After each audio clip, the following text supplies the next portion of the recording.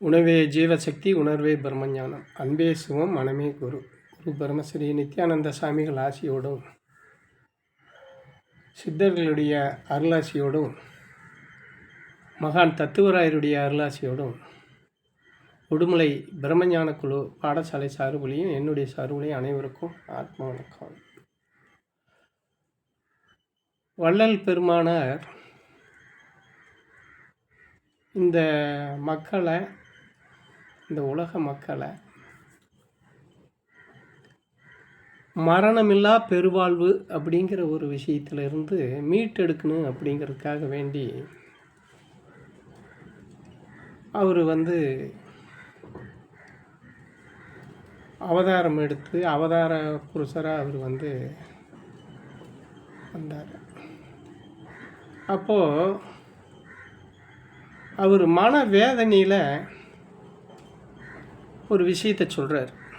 இந்த சனங்க அவர் சொல்கிற அந்த தத்துவத்தையோ உபதேசங்களையோ காதில் வாங்கிறதுக்கு தயாராக இல்லாமல் இருக்கிற போது அவர் மனம் வருந்தி சொல்கிறாரு, நான் கடை வச்சேன், கடையை விரித்தேன். என்ன கடைன்னா ஆன்மா முன்னேற்றத்துக்கு உண்டான கடையை விரித்தேன். அந்த ஆன்ம முன்னேற்றத்துக்கான கடையில் ஆன்ம லாபம் அந்த கடையில் ஆன்ம லாபம் கிடைக்கும் அப்படிங்கிறதுக்காக, இந்த மக்களுக்கு கிடைக்குங்கிறதுக்காக வேண்டி அந்த கடையை விரித்தேன். ஆனால் அதோட அருமை தெரியாமல் இவங்க யாரும் அதை விரும்பி வாங்க வரல யாரும். அதனால நான் கடையை காலி பண்ணிட்டேன். ஆனால் கடையை காலி பண்ணிட்டேன்னா இப்படி இருக்கிறவங்களோட இருக்கிறதுல எனக்கு மன வருத்தமும் இருக்குது அப்படிங்கிறத அவர் சொல்லாமல் சொல்லித்தான் தன்னை இதுக்கு மேலே இனி இங்கே இருந்து பிரயோஜனம் இல்லை, இந்த மக்களுக்கு என்ன சொன்னாலும் இவங்க மாறுறதுக்கு உண்டான வாய்ப்பு இல்லை, சரி அவங்க தலையெழுத்து அவங்க அனுபவிக்கிட்டு அந்த காலம் வர வரைக்கும் நம்ம மறைஞ்சிருக்கலாம்னு சொல்லி அவர் தன்னை மறைச்சிருக்கார்.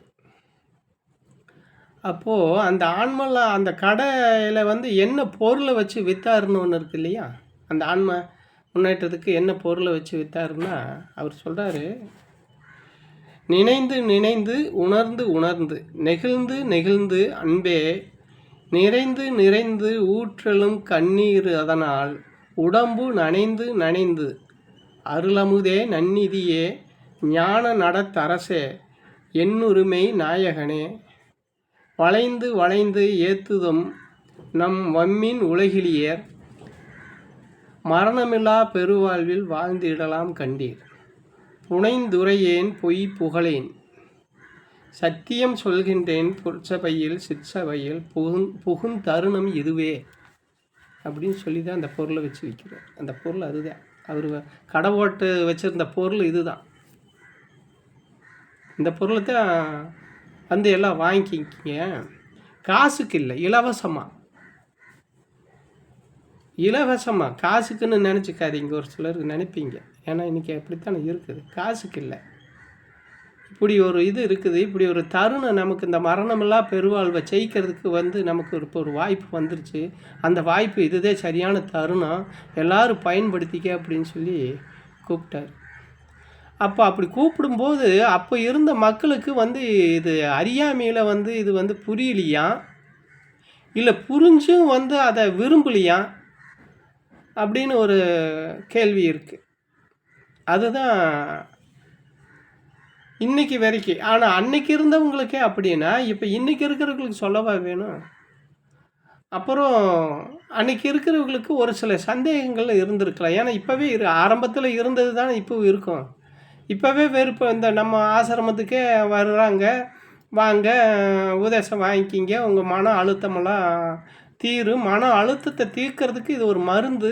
இந்த ஆன்மீக பாதை மன அழுத்தத்துக்கு உண்டான இந்த மன நோயை தீர்க்கக்கூடிய மருந்து தான் இது, வேறு ஒன்றும் கிடையாது. நீங்கள் எப்பவும் போல் உங்கள் வாழ்க்கையை வாழலாம், சராசரி வாழ்க்கையை நீங்கள் வாழலாம். இதை விட்டுட்டு காட்டுக்கோ இல்லை தாடி மீசை வச்சுக்கிட்டோ இல்லை யாருக்கும் எந்த இது செய்யாமையோ போகாமையோ வராமையோ இருக்கணுங்கிற அவசியம் இல்லை.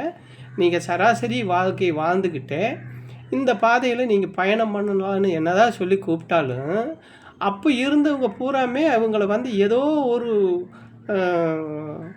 பயம் தரக்கூடிய காட்டுக்கு போயிடுவாங்க, சாமியாரை போயிடுவாங்கிற ஒரு பயம் தரக்கூடிய விஷயங்களை அப்போ இருக்கிறவங்க இருந்த விதைச்சிட்டு போயிட்டாங்க. அந்த விதை தான் இன்றைக்கி வந்து விருட்சமாக நிற்கிது. அதனால தான் இதுக்குள்ளே வரமாட்டேன். அதாவது மன அழுத்தமே இருந்தாலும் இந்த பாதையை வந்து சாமிகள் வள்ளலார் சொன்ன மாதிரி, வள்ளல் பெருமானார் சொன்ன மாதிரி அதை அவர் அவ்வளவு தூரம் சொல்லி அதை எடுத்துக்கலைன்னா, அப்போ இப்போது நம்ம இருக்கிற போது சொல்லும்போது அப்புறம் அவ்வளோ சீக்கிரம் எடுத்துக்குவாங்களா? அவரை விடவா நம்ம? அவருடைய கால் தூசி கூட பற்ற மாட்டோம். நம்ம கால் தூசி கூட பற்றாது. அப்படிப்பட்ட நம்ம இன்றைக்கி என்னமோ அவர் எல்லாம் சொல்லிட்டு போனது அவர் கொடுத்த அந்த இதைத்தான் நம்ம இப்போ சொல்கிறோமே தவிர, இப்போ இது வந்து நம்மளது அல்ல, நம்ம உருவாக்குனது அல்ல. அப்போ அது மாதிரி வந்து பொய்யான பிரச்சாரங்களை அன்றைக்கி பண்ணி எல்லாத்தையும் பயப்படுத்தி வச்சுருக்குறாங்க. அந்த பயம்தான் வந்து இன்றைக்கி வந்து மகான்களுடைய தத்துவத்தையும் மகான்களுடைய அந்த அறிவுரையும் கேட்டு ஆன்ம முன்னேற்றம் அடையிறதுக்கோ இல்லை மன அழுத்தத்திலிருந்து வெளியே வர்றதுக்கோ இவங்க தயாராக இல்லை. இந்த மன அழுத்தம் வர்றதுக்கு காரணமே என்னென்னா, அந்த ஆன்ம முன்னேற்றம் அடையிறதுக்கு உண்டான வழியில் மார்க்கத்தில் இவங்க போகாதது தான் காரணம். அந்த பாதையில் இவங்க போக ஆரம்பிச்சிட்டாங்களே இந்த மன அழுத்தம் தானாக குறையும். மன அழுத்தம் குறைஞ்சாலே மனுஷனுக்கு எந்த நோவும் கிடையாது. நோவுன்னு ஒன்று இருக்குதுன்னா ஒன்று மனநோய் அல்லது பணநோய். இந்த பணநோய் தொலையணும்னா அந்த மனநோய் தொலையணும். மனநோய் தொலையணும்னா ஆன்ம முன்னேற்றத்தில் வழியில் நம்ம பயணம் பண்ணணும். அதுதான் இதுக்கு விடிவு காலம். மகான் வள்ளலார் வந்து நமக்கு வந்து மிகப்பெரிய கிடைக்காத ஒரு இது. அதெல்லாமே பயன்படுத்தாமல் விட்டுட்டாங்கன்னு நினைக்கிற போது வேதனையாகத்தான் இருக்குது. அனைவருக்கும் ஆத்ம வணக்கம்.